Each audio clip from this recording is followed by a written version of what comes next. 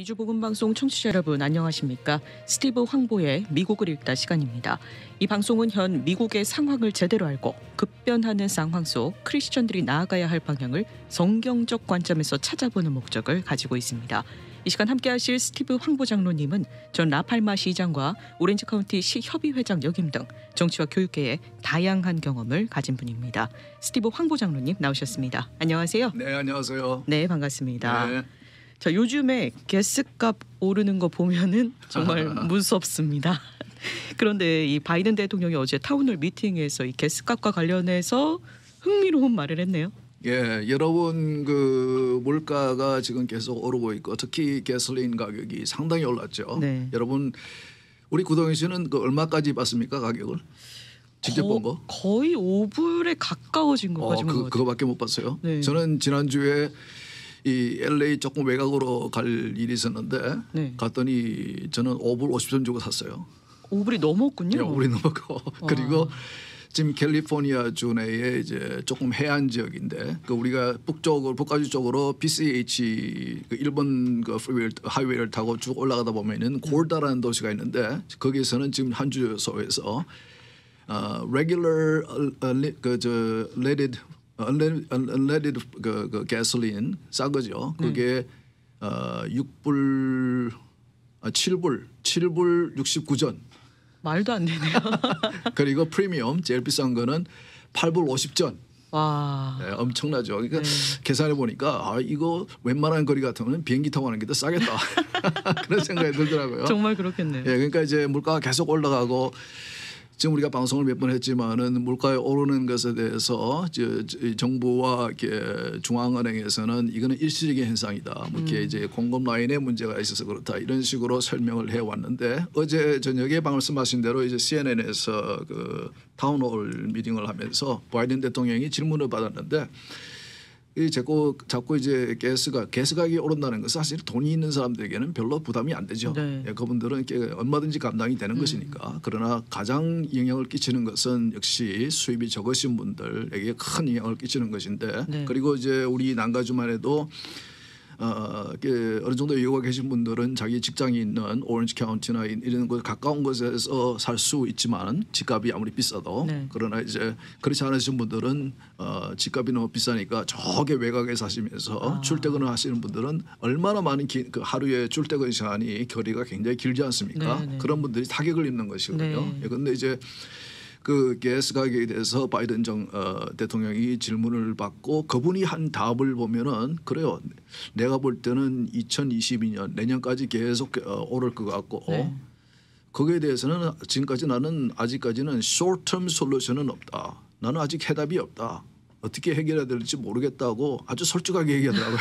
대통령이 모르겠다고 하면은 누가 알죠? 예, 사실 이렇게 가스값이 오르는 데는 잘못된 정책 때문에 오르는 것이거든요. 네. 물론 이제 여러분 내가 설명을 해드릴게요. 판단은 여러분이 하십시오.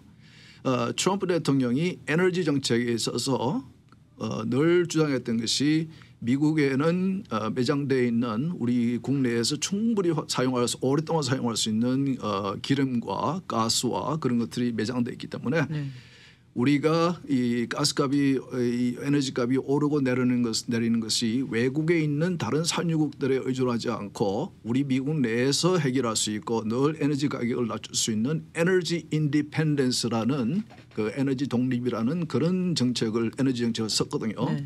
그런데 이제 바이든 대통령은 그 대선 출마할 때부터 계속 그분이 하신 것은 무조건 트럼프가 한 것은 반대하는 이제 그런 입장을 지어갔기 때문에 취임하자마자 바로 그걸 뒤집는 그런 정책을 써왔고 지금은 너무 이 에너지 가격이 올라가니까 지금 이제 가솔린뿐만이 아니고 지금 추운 지방에 사시는 분들은 겨울에 그 내추럴 가스를 써서 이제 히팅을 하지 않습니까? 네네. 그분들도 굉장히 지금 그 걱정을 많이 하고 있거든요. 네. 저기 북부 쪽에 이렇게 추운 지역에 사시는 분들은 이번에 올해 겨울에는 에너지 가격이 작년에 비해서 뭐 2배 이렇게 오를 것 같다고 이렇게 염려하시는 분들 계시는데 그러면 이제 그것을 재정적으로 감당할 수 없으면은 아주 뭐 이렇게 아주 큰 사고도 날 수 있고 어려움이 올 수 있는 거거든요. 근데 지금 바이든 대통령이 하는 것은 최근에 오일 컴퍼니라든지 에너지 회사들에게 사장들에게 그 가격을 좀 낮춰달라 이런 사정이라 하고 그리고 사우디라든지 이런 산유국들에게 생산량을 좀 늘려달라. 그래서 가격을 낮춰달라 이런 부탁을 그러니까 외국의 다른 사람들에게 자기 스스로의 정책으로 트럼프 같이 그런 정책으로 인해서 얼마든지 에너지 가격을 컨트롤할 수 있는 나라임에도 바이든 대통령은 무엇을 생각하고 있었는지 모르지만은 무조건 트럼프가 한 거는 잘못된 것이고 그걸 반대하는 정책을 쓰겠다고 하면서 지금 이런 상황이 왔는데 그런 질문이 어제 받고는 대답하는 것이 I don't have a short-term solution. 나는 거기에 대한 해답이 없습니다. 잘못 대답한 것 같은데요. 그래서 내가 보고 야 솔직한 건 좋다. 솔직한 건 좋은데 너무 무능하다. 이제 그런 생각. 내가 이제 어떤 정치인을 이렇게 뭐 공격하려고 그런 것이 아니고 우리가 이렇게 정치인이 어떤 정책을 쓰느냐에 따라서 이런 아주 짧은 작년과 올해를 비교하는 것인데 짧은 1년 사이에도 이렇게 엄청난 이렇게 차이가 있다는 거, 우리 생활에 영향을 끼친다는 것이 여러분들에게 설명을 드리고 여러분의 판단은 여러분들이 하세요. 그 뭐 민주당을 지지하시는 분도 계실 테고 그거는 그렇지만은 제가 이제 지금 상황이 그렇다는 거, 참 우리가 전에 보지 못한 그런 엄청난 에너지의 가격을 우리가 지금 보고 있다는 거. 그리고 지금 이제 이 물가가 이 가솔린만이 아니고 다른 제품들의 물가도 계속 오르고 있고 크리스마스 때에 이제 이 공급이 딸리기 때문에 가격이 오르거나 그때 가서 쇼핑을 하게 되면은 못 구할 수도 있으니까 지금부터 크리스마스 쇼핑 하라고 지금 막 그래요. 그런데 지금 보면은 중국이나 한국 같이 아시아에서 컨테이너가 배로 이렇게 이 LA까지 오는데 한 2주면 오거든요. 2주면 오는데 그걸 하역하는데 그게 2주 이상이 걸려요. 어떨 때는 한 달이 걸리기도 하고. 그리고 최근에 이 오렌지 카운티 안에 그 기름 유출 때문에 좀 문제가 있지 않았습니까? 그게 이제 그 바다 밑바닥에 있는 해안의 바다 밑바닥에 있는 그 파이프라인, 가스 라인에 그 오일 라인에 그것이 이 해안에 쭉 줄 서 있는 컨테이너십들이 밑에 앵커로 내려온 것이 끌리면서 그 파이프를 건드린 거거든요. 그래서 이제 구멍이 나서 이제 오일이 유출이 되고 그랬는데 이런 상황에서도 교통부 장관은 지금 그분이 이제 동성 결혼하신 분인데 최근에 이제 그 아이를 어답트를 했다고 지금은 이제 그걸 뭐라고 하죠? 유아휴가라고 그러나요? 네, 육아휴직. 육아휴직. 그것을 2개월 동안 이제 쓴다고. 지금 이제 정부에서 쓰는 정책 실업 수당을 엄청나게 많이 주고 그러면서 지금 또 계속 딸리는 게 뭐냐면은 트럭 드라이버들이 없어가지고 하역 작업을 제대로 못 하고 있고 그리고 하역이 이루어져도 미국 각지로 그게 트럭을 통해서 또 기차를 통해서 이제 배달이 돼야 되는데 그것을 못 하고 있고 또 이제 그 학군들은 공립학교의 학군들은 버스 드라이버들이 모자라가지고 작년에 비해서 엄청나게 줄었다고 그래요.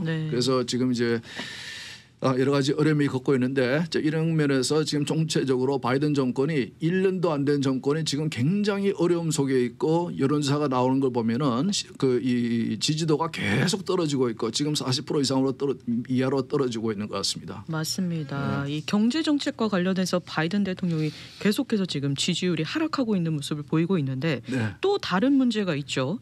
이 국경 문제입니다. 불법 이민자들이 계속해서 넘어오고 있어요. 예, 지금 그 구멍이 뽕뽕 뚫어놓고 트럼프 대통령이 쌌던 담을 다 중단시키고 완전히 이제 메꿔지지 않았으니까 나 있는 구멍을 통해서 엄청나게 많은 숫자들이 지금 그 국경을 넘어서 불법으로 입국을 하고 있고 지금 뭐 이렇게 파나마라든지 그쪽에 보면은 지금 한 6만 명인가가 지금 미국 국경을 향해서 오고 있다 그러고. 국경을 넘다가 지난 1년 사이에 올해 검거된 숫자가 100만 명이 넘고 그리고 또 지금 보도되는 것을 보면은 국경을 넘은 불법 입국을 된 사람들을 이제 비행기로 밤늦게 미국 각지로 이제 보내고 그래서 그 사람들이 내려오지는 정착하는 그런 지역에 있는 지역 정부들은 학교라든지 지역 정부들은 굉장히 그분들에게 서비스를 해주기 위해서 여러 가지 이제 재정적인 부담을 안게 되고 왜냐하면 전혀 이 지방 정부에게 알려주지 않고 중앙 정부가 하는 일이거든요. 그러면서 이제 오늘도 보니까 그 백악관 대변인과의 대화 속에서 이 바이든 대통령이 어제 그 CNN 그 타운홀 미팅을 하면서 그런 말을 또 했어요. 자기가 국경에 가본 적이 있다. 그러니까 이제 그게 돼서 아무리 기자들이 찾아봐도 옛날의 기사라든지 기록을 찾아봐도 바이든 대통령이 국경을 방문했다는 기사가 없길래 그 어떤 기자가 이제 백악관 그 이 대변인에게 질문을 하더라고요. 언제 바이든 대통령이 국경을 방문했느냐. 그랬더니 그분이 그 백악관 대변인이 답을 하면서 바이든 대통령이 몇 년 전에 그 캠페인을 하면서 잠깐 그 엘파소에서 국경을 넘어갔다가 온 적이 있다. 근데 그것을 국경을 방문했다고 그러는 것이냐. 그러면서 이제 바이든 대통령이 직접 답을 하시면서 이제 뭐라고 하냐면은 요즘 바빠서 도저히 국경에 갈 짬이 없다. 이제 그런 얘기도 하시더라고요. 지금까지 대통령이 되고 1년 안 됐지만은 한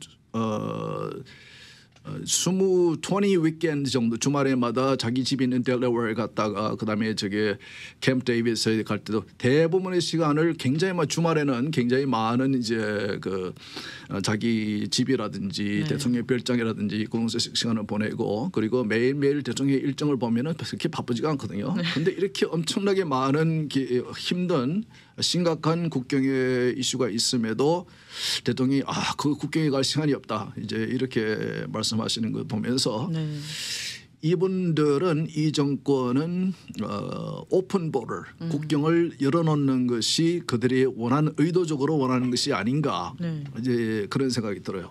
그러면서 지금 추진하고 있는 정책 중에 하나가 그분들을 사면하겠다. 불법 체류자들을 사면하겠다는 것을 이제 그 스펜딩 비리도 자꾸 포함을 시키려고 그러거든요. 예, 그런 거 보면은 상당히 이분들의 생각은 기존의 미국을 좀 이렇게 근본적으로 바꾸어 놓겠다는 그런 바람과 의도가 있는 것이 아닌가 이제 그렇게 생각이 됩니다. 뭐 합법적으로 미국에 들어오는 분들은 뭐라고 할 수 없어요. 하지만 불법으로 넘어온다는 게 문제가 되는 거잖아요. 지금. 그러게 합법적으로 들어오시려는 분들에게는 굉장히 엄격하게 이래서 백신이라든지 지금 이제 컨테이너십이 지금 우리 그 남가주 해안가에 가 보면은 줄이 쫙 바다에 서 있거든요.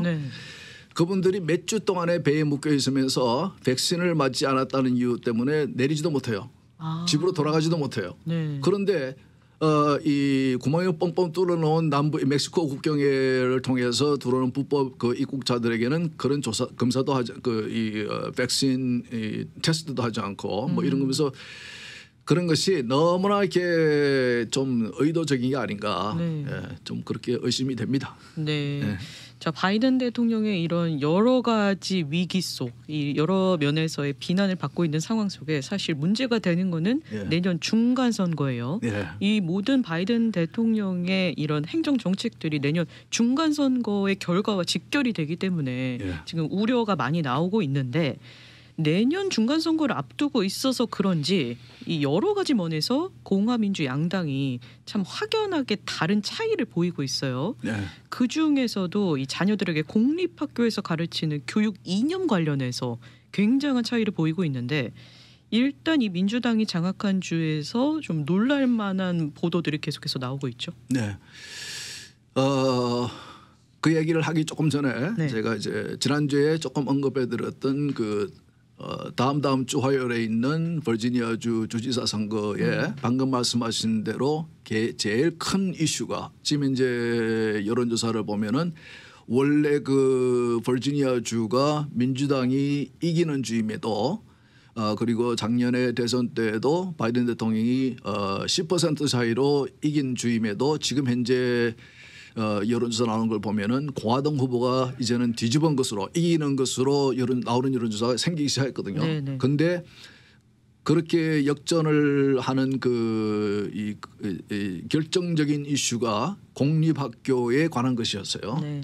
지난주에 잠깐 언급을 했지만은 이 공립학교에서 이제 그 CRT라는 거, Critical Race Theory라든지 이런 것들을 자꾸 이념적인 그 교육을 하는 것에 대해서 학부모님들이 그 디스트릭 회의에 미팅에 가서 이렇게 항의를 하는 것에 대해서 그것이 쟁점이 되고 있고 그 이슈에 대해서 양 후보가 발표한 자기들의 생각이 엄청나게 유권자들에게 영향을 끼치고 있는데 그 특히 공화당과 민주당을 지지하지 않는 가운데 있는 지지하는 정당이 없는 유권자들이 굉장히 지금 그 공화당 후보 쪽으로 몰려감으로 인해서 지금 현재 공화당 후보가 이기는 그런 여론조사가 나오게 되는데 그 이슈가 뭐냐면 이제 아까 말씀드린 이 CRT라는 거 이런 것에 대해서 민주당 후보는 바로 전 주지사인데 이분이 나는 학부모들이 학교에게 무엇을 가르쳐야 된다고 말을 해서는 안 된다고 믿는다.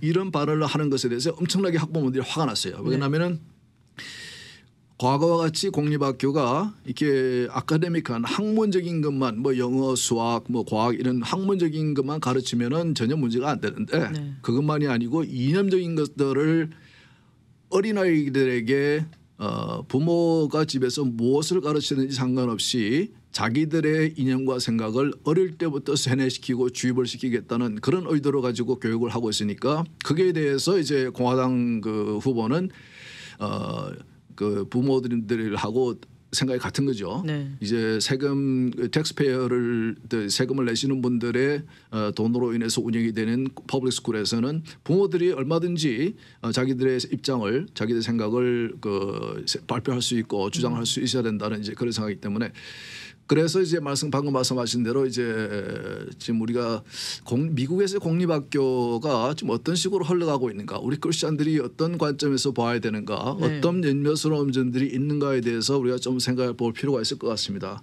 너무 이제 방대하기 때문에 오늘 방송으로 끝낼 수는 없겠지만 우리가 기회 있을 때마다 계속해서 우리가 한번 얘기해 볼 필요가 있는 것이 왜냐하면은.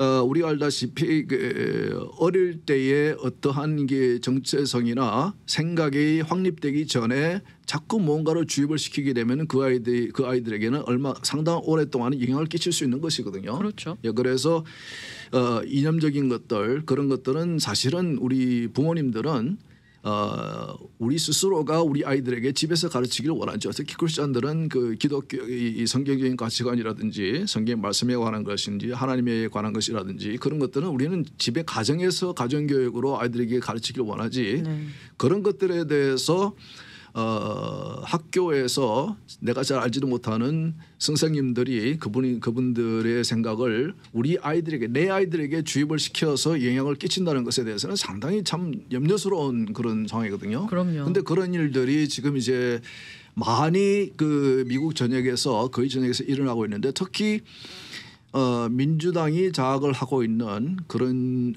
주에 있는 공립학교들에서 아주 많이 일어나고 있고 그러나 상대적으로 공화당이 이제 장악하고 있는 주들에서는 그런 일들이 거의 없다고 봐야 됩니다. 그렇죠. 그리고 이제 캘리포니아 같이 민주당이 확실하게 장악하고 있는 주에도 그런 일들이 이루어지고 있지만 이제 물론 학교별로 또 선생님별로 우리가 조금 이제 판단을 조금 해야 될 그런 부분이 있긴 있는데 그 CRT라는 것을 잠깐 설명을 드릴게요. 너무 이렇게 깊게까지 시간을 할애할 필요는 없고 이 CRT Critical Race Theory, critical 하면 뭐 비판적인 뭐 이런 것으로 번역이 될 것 같은데 Critical Race Theory. 미국에는 여러 인종들이 모여 사는 나라고 이 세계 어디에도 미국같이 이렇게 다양한 인종들이 모여 사는 나라가 없죠. 그렇죠. 그런데 그러니까 늘 이 미국에서는 이 인종 간의 이런 이슈들이 이렇게 얘기가 나올 수밖에 없고 거기에 대해서 이제 이 critical race theory가를 이제 아이들이 가르치는데 무슨 내용이냐 하면은 이 미국이란 나라는 이 체계적으로 systematically racist country 체계적으로 인종차별주의적인 국가다. 왜 그러냐면은 이 미국의 모든 법이라든지 특히 형사법이라든지 그리고 미국의 정치인들이 만들어 놓은 여러 가지 정책들이라든지 이런 것들에 우리가 느끼지 못하고 표면적으로 이렇게 확실하게 이렇게 recognize하지 못하는 그런 이 인종차별주의적인 면들이 녹아져 들어가 있다. 법 안에 정책들 안에 그리고 우리가 이제 그 사람들의 피부 색깔에 따라서 그 인종차별주의적인 그런 DNA가 녹아져 있는데 백인들이 그렇다. 그런 거예요. 네. 그러니까 이제 이런 것이 이제 이 CRT가 1975년 정도 한 1975, 6년 중반쯤에 그때 40년 전에 이 하버드 법대에서 이것이 이제 만들어졌는데 그걸 더 거슬러 올라가면은 그 독일에 있는 그 University of Frankfurt에서 그 마르크시즘의 근뿌리를 둔 그 critical theory 아까 얘기한 거는 critical race theory고 critical theory 그러니까 사회를 비판적인 관점에서 보는 그런 이제 학문적인 이론이거든요. 네.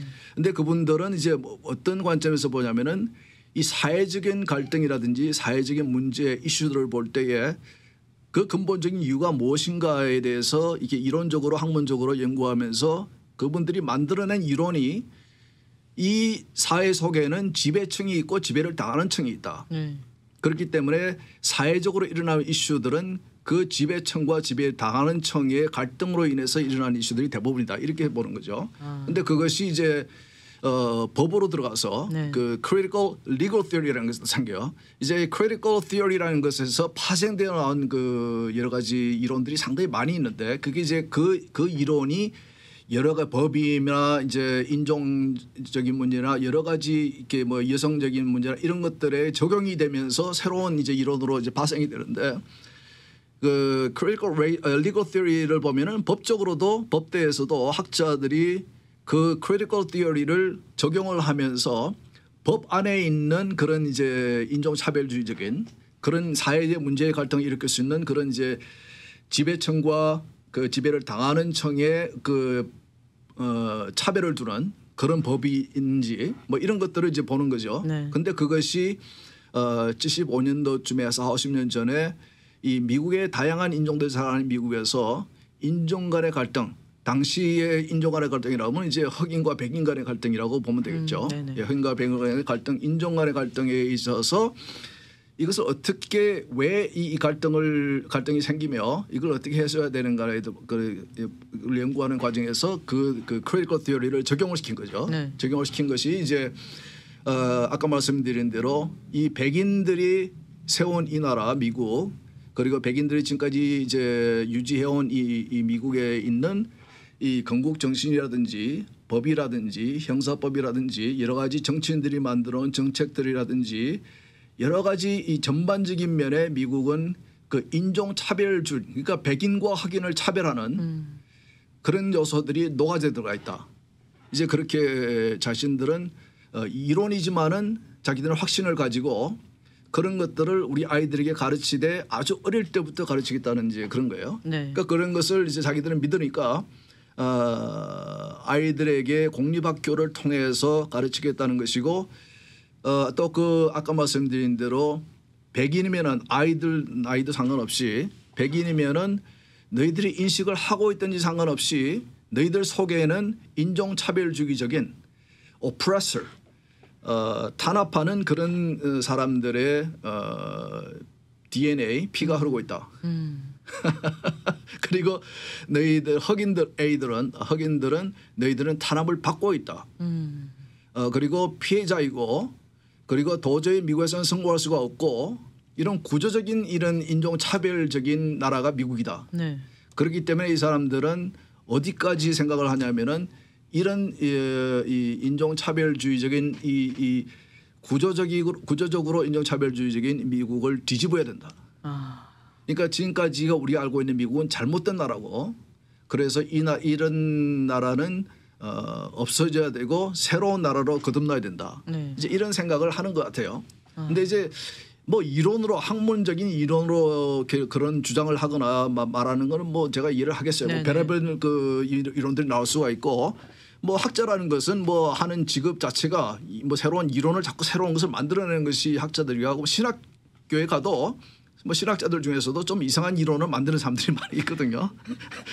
그래서 이제 학문으로서 이론으로서 이렇게 그런 얘기를 하는 건 이해를 하겠는데 이것을 공립학교를 통해서 아이들에게 어릴 때부터 주입을 시키겠다는 것이거든요. 그러니까 이제 이 인종차별주의에 대한 관점을 놓고 볼 때에 1960년대에 그 흑인의 인권 운동의 대부인 그 이름을 잊어버렸네. 그 목사님 누굽니까?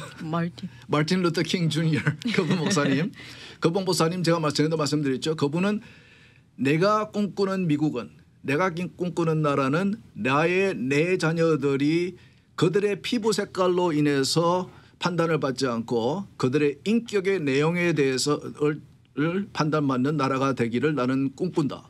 그랬는데 지금 말하는 이 CRT는 내용이 뭐냐면 완전히 그분들은 지금 이 CRT를 가르치기를 원하는 주장하시는 분들은 마틴 루터 킹을 아주 순진하고 잘못된 사람으로, 잘못된 생각을 한 사람으로 보고 그분이 주장한 피부 색깔에 상관없이 인격으로 판단을 받는 나라가 되기를 원하는 것이 아니고 모든 것이 피부 색깔에 달려 있다.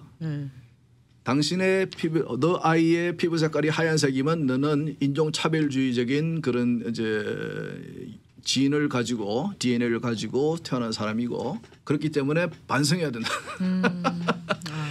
어린 아이들이 학교 교실에 앉아서 그런 얘기를 들어야 됩니까? 그러니까 이제 컨돌리사 라이스 그 부시 대통령 때의 첫 흑인 미국 사상 첫 흑인 여성 그 국무장관을 하신 분 기억하시는지 모르겠어요. 그분이 이제 지난주에 이번 주인가 쇼에 그 나와서 이제 그 이슈 CRT에 대해서 질문을 받고 그러시더라고요. 자기가 어릴 때는 알라바마 버밍엄에서 자랐는데 그때는 그 완전히 segregate 그 흑인과 백인이 차별되는 구분되는 그런 지역이었고 학교도 완전히 흑인과 백인이 완전히 구분되어 있는 그리고 자기들이 덴버로 이사가기 전까지는 그런 환경에서 자랐지만은 나의 부모는 절대로 그것 때문에 너의 장래에 대해서 이렇게 한계를 받지 말고 너는 무엇이든지 할 수 있다. 그런 가르침을 받았기 때문에 그분은 결국은 학자가 되고 그다음에 이제 이 미국의 역사상 첫 여성 흑인 국무장관도 하시고 근데 그분이 그러시더라고요. 나는 그 흑인 아이들에게 흑인은 너는 무엇이든지 할 수가 있고 무엇이든지 자부심을 가지고 The beauty of blackness, 흑색의 아름다움을 자랑스럽게 생각해야 된다. 또 한편으로는 백인 아이들에게 왜 그들이 피부 색깔이 하얗기 때문에 죄책감을 느끼고 살아야 되냐, 왜 모욕을 받아야 되냐, 그건 잘못된 것이다. 그러니까 결국은 이제 우리 크리스천들이 충분히 동의할 수 있는 우리 하나님이 보실 때는 우리는 하나님께서는 절대로 우리 피부 색깔로 보시지 않지요. 그럼요. 우리 인간들은 우리 한인들도 우리는 피부 색깔로 저도 그렇고 볼 때가 있을 겁니다 아마. 그러나 우리 하나님께서는 절대로 우리를 피부 색깔에 따라서 우리를 판단하지 않으신데 그렇기 때문에 우리는 크리스천들은 충분히 이해가 되죠. 네. 우리가 이 다양한 인종들이 살아가는 미국에서 우리는 자꾸 이렇게 그분들 같이 이렇게 우리와 다른 점 서로 이렇게 차별을 통해서 이렇게 분리시키려고 그러고 그래서 어떠한 자기의 뭐 이렇게 정치적인 그런 것들을 이렇게 이익을 취하기 위해서 그런 입장을 취하고 우리 아이들에게 공립학교를 통해서 자기들이 장학을 하고 있는 공립학교를 통해서 그런 것을 가르치려고 한다는 그 자체는 여러분도 우리가 알고 있어야 됩니다. 네. 알고 있고 그래서 미국이 어떤 식으로 변해가고 있는지 여러분이 동의를 하시는지 안 하시는지 여러분이 판단을 하시고 그러나 미국에 이런 변화가 있다는 것 그리고 유권자로서 우리가 무엇을 지켜내야 되는지 여러분들이 많이 생각을 해보셨으면 좋겠습니다. 네, 이 공립학교에서 가르치는 잘못된 이념과 관련된 이야기는 뭐 저희가 짧은 시간에 마무리 지을 수 있는 이야기가 아니기 때문에 계속해서 매주간에 걸쳐서 언급을 하고 이야기 나누도록 하겠습니다. 오늘 함께해 주신 스티브 황보 장로님 감사하고요. 저희는 다음 주 이 시간에 또 인사드리도록 하겠습니다. 고맙습니다. 네, 좋은 주말 되십시오.